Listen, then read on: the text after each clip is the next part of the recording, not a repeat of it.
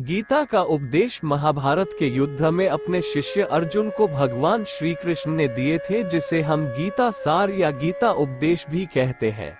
श्रीमद् भगवद गीता हिंदुओं के पवित्रतम ग्रंथों में से एक है। महाभारत के अनुसार कुरुक्षेत्र युद्ध में ने गीता का संदेश अर्जुन को सुनाया था। यह महाभारत के भीष्म पर्व के अंतर्गत दिया गया एक उपनिषद है। भगवद गीता में एकेश्वरवाद, कर्म योग, ज्ञान योग, भक्ति योग की बहुत सुंदर ढंग से चर्चा हुई है। गीता की पृष्ठभूमि महाभारत का युद्ध है। जिस प्रकार एक सामान्य मनुष्य अपने जीवन की समस्याओं में उलझकर किंकर्तव्य विमूढ़ हो जाता है और जीवन की समस्याओं से लड़ने की बजाय उससे भागने का मन बना लेता है, उसी प्रकार अर्जुन, जो महाभारत के महानायक थे, अपने सामने आने वाली समस्याओं से भयभीत होकर जीवन और क्षत्रिय धर्म से निराश हो गए थे। अर्जुन की तरह ही हम सभी कभी कभी अनिश्चय की स्थिति में या तो हताश हो जाते हैं और या फिर अपनी समस्याओं से विचलित होकर भाग खड़े होते हैं। आज 5000 साल से भी ज्यादा वक्त बीत गया है, लेकिन गीता के उपदेश आज भी हमारे जीवन में उतने ही प्रासंगिक हैं। आइए जानते हैं। क्यों व्यर्थ की चिंता करते हो? किससे व्यर्थ डरते हो? कौन तुम्हें मार सकता है? आत्मा ना पैदा होती है, न मरती है। जो हुआ वो अच्छा हुआ, जो हो रहा है वो अच्छा हो रहा है, जो होगा वह भी अच्छा ही होगा। तुम भूत का पश्चाताप न करो, भविष्य की चिंता न करो, वर्तमान चल रहा है। तुम्हारा क्या गया जो तुम रोते हो? तुम क्या लाए थे जो तुमने खो दिया? तुमने क्या पैदा किया था जो नाश हो गया?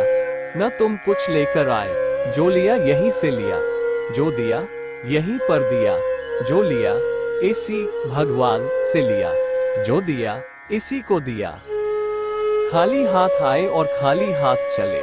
जो आज तुम्हारा है कल और किसी का था, परसों किसी और का होगा। तुम इसे अपना समझकर मग्न हो रहे हो। बस यही प्रसन्नता तुम्हारे दुखों का कारण है। परिवर्तन संसार का नियम है। जिसे तुम मृत्यु समझते हो वही तो जीवन है।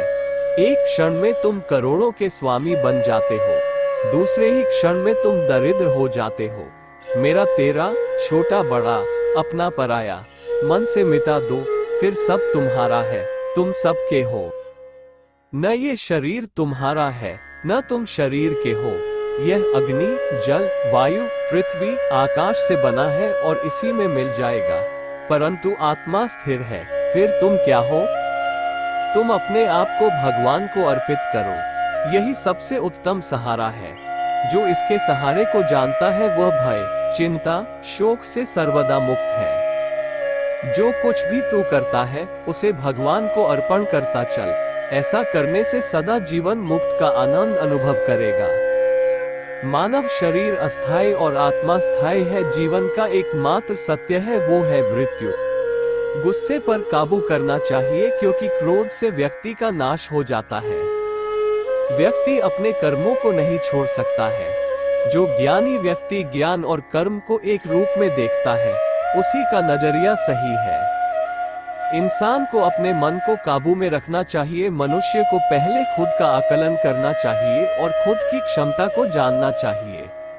खुद पर पूरा भरोसा रखे और अपने लक्ष्य को पाने के लिए लगातार प्रयास करे।